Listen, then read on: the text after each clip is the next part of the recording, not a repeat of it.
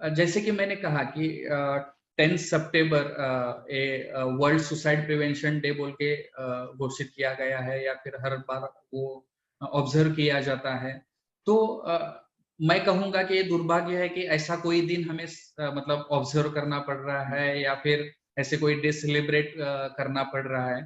तो ऐसी क्या ज़रूरत है कि सुसाइड प्रिवेंशन डे हमें मतलब ये ऑब्जर्व करना पड़ता है या फिर क्या सुसाइड इतना कॉमन है? आप दर्शकों को क्या बताना चाहेंगे?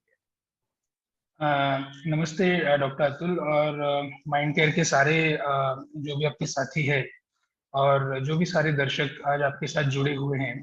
सबसे पहले मैं आप सबका धन्यवाद करूंगा कि आप सबने मुझे आपके इस प्रोग्राम में बुलाया और शाम के इस टाइम में आप सब समय निकाल कर इस प्रोग्राम में जुड़े हैं। ये वाकई में बहुत ही एक कामयाबी हम बोल सकते हैं इस प्रोग्राम की।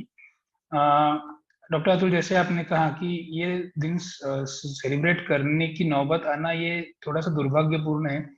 कोई भी जो सब समाज में समस्या होती है, तब पहला हमारा काम ये होता है कि समाज में उस समस्या के खिलाफ या फिर उस समस्या के बारे में जागृति होनी चाहिए।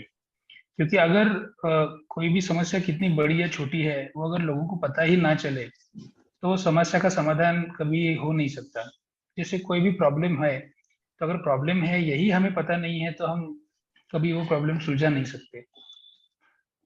सुसाइड प्रिवेंशन डे इसीलिए सेलिब्रेट किया जाता है क्योंकि वो काफी बड़ी समस्या है। कितनी बड़ी समस्या है इसका मैं एक ही उदाहरण दूंगा। अ, पिछले 2 साल से हम सारे लोग सिर्फ भारत में नहीं बल्कि दुनिया में कोविड ये वर्ड शब्द सुनते आ रहे हैं। कोविड है, ये बीमारी है, वो बीमारी है। मैं तो ये कहूंगा कि हमारे हर ऐसा कोई व्यक्ति नहीं होगा कि हमारे घर के किसी एक को कोविड हुआ हो या ना हुआ हो। घर के मतलब हमारे परिवार में, नजदीकी दोस्तों में या फिर ऑफिस के कलीग्स में, दोस्तों में। अ, तो हर एक जन ऐसा है जिसने कोविड को पास से देखा है। और कोविड से इतनी मौतें भारत में हुई है, ये आपको भी पता है, दुनिया में भी हुई है। तो लगभग कोविड से मेरे हिसाब से 3 या 4 लाख लोगों की जान गई है भारत में। 3 या 4 लाख लोगों की जान गई, इसीलिए इतना बड़ा उसके ऊपर हुआ, लॉकडाउन्स हुए, नियम सरकार ने लगाए, लोगों की पाबंदी आ गई, बहुत सारे प्रॉब्लम सब लोगों ने सहन किए। लेकिन आपको ये जानकर हैरानी होगी कि सुसाइड से हर साल 1.5 लाख से आसपास मौतें भारत में होती है। ये सिर्फ कोविड काल की बात नहीं है। पिछले 60 या 70 साल से भारत में जो सुसाइड का दर है या फिर जिसे सुसाइड रेट कहा जाता है, वो लगभग इतना ही है, 9। वो रेट कितना है? तो वो है 9 प्रति 1 लाख लोग। यानी कि ऐसा हम बोल सकते हैं कि हर 1 लाख लोगों में 9 लोग ऐसे होंगे जो जिनकी मौत सुसाइड से या आत्महत्या से हो जाएगी। तो इसका जब आप डायरेक्टली टोटल नंबर्स निकालते हैं तो वो आता है साल भर में लगभग 1.5 लाख के आसपास। और ये हर साल होता है, ऐसा नहीं है कि सिर्फ जैसे कोविड सिर्फ 2 सालों के लिए था, अब कोविड खत्म हो गया लगभग। लेकिन सुसाइड से होने वाली जो डेथ्स है, वो कोविड के पहले भी थी, वो कोविड के टाइम भी थी और वो कोविड के बाद भी है। जैसे पिछले महीने ही जो नेशनल क्राइम रिपोर्ट ब्यूरो का रिपोर्ट आता है हर साल, जिसमें आत्महत्या कितनी हुई उसका रिकॉर्ड आया जाता है, तो वो रिपोर्ट अगर पिछले 10 साल में आप कोई भी जाके पढ़े, वो रिपोर्ट फ्रीली अवेलेबल होता है। तो आपको ये पता चलेगा कि हर साल सुसाइड्स का नंबर बढ़ते जाता है। अब कोई भी ऐसा बोल सकता है कि अरे भारत की तो पॉपुलेशन भी बढ़ रही है तो सुसाइड का नंबर तो बढ़ेगा ही। लेकिन चिंता की बात यह है कि सिर्फ सुसाइड का नंबर नहीं बढ़ रहा है, बल्कि सुसाइड का रेट भी बढ़ रहा है।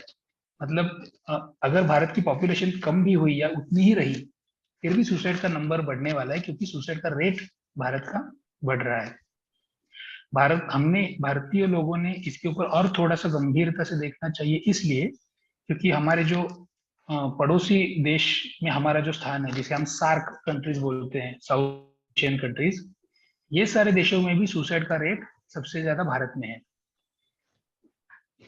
तो ये चीजों की वजह से सुसाइड या आत्महत्या ये काफी गंभीर विषय है, ना सिर्फ भारत में बल्कि पूरी दुनिया में। लेकिन भारत में हम थोड़ा सा ज्यादा गंभीर इसलिए होना हमें चाहिए क्योंकि भारत में जो रेट है, दर है, ये बढ़ रहा है।